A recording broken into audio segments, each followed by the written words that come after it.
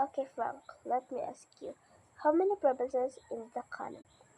Um, 12? Okay. How many provinces in the China? 33. Okay. Last. How many provinces in the Philippines? I don't know. How many? Believe it or not, 81.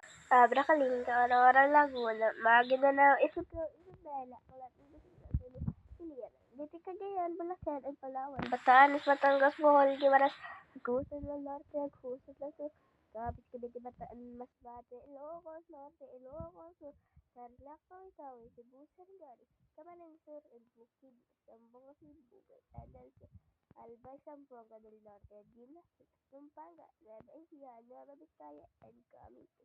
These are the Philippine provinces. Every Pinay in the world comes from one of them. Mabuhay. These are the